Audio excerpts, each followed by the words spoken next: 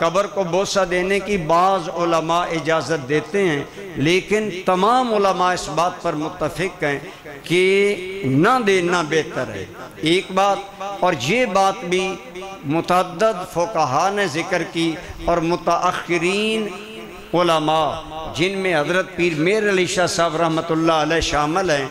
आप जानते हैं पीर मेर अली शाह साहब जामे शरीयत व तरीक़त थे, रूहानी इंसान भी थे और बहुत बड़े आलिम भी थे।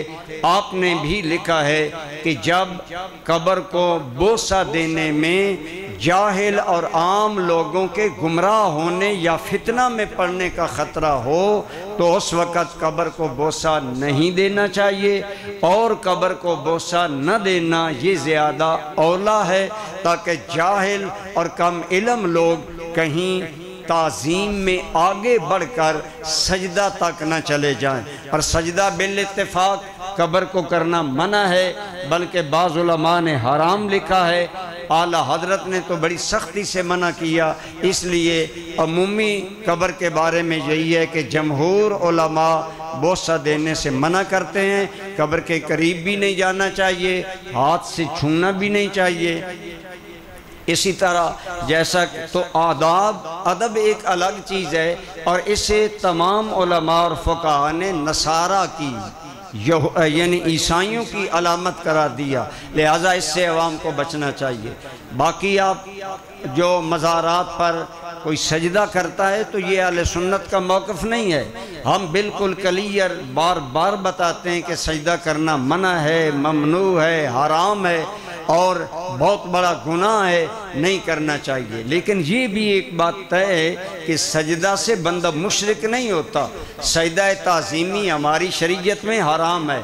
बाज़ हमारे जाल कहते हैं कि हम सजदा ताज़ीमी कर रहे हैं, वो ये समझते हैं कि हम कब्र की भी ताज़ीम में सजदा कर रहे हैं, तो ये जायज़ है, ये जायज़ नहीं है। हमारी शरीयत में सजदा ताज़ीमी ज़िंदा इंसान के सामने भी करना मना है, तो कब्र के सामने बदरजा औला मना है, नहीं करना चाहिए। और इन बातों को जो आप माशाअल्लाह तहरीक के प्रोग्रामों में आते हैं, इन्हें ज़हन में रखना चाहिए और प्यार और मोहब्बत से लोगों को इन बातों से मना करना चाहिए। कब्र की एक हद तक इज़्ज़त करनी चाहिए, लेकिन उस इज़्ज़त को सजदे तक नहीं जाना चाहिए या रुकू तक कब्र के सामने झुकने से उलमा ने मना फरमाया है। इसीलिए बाज़ कबूर ऊंची बनाई जाती हैं ताकि लोग सजदा या रुकू तक न झुकें, बल्कि उससे कम तर झुकें, क्योंकि अमूमन लोग बोसा देने से बाज नहीं आते, तो कम अज़ कम सजदा या रुकू की हालत से वो बचे रहें।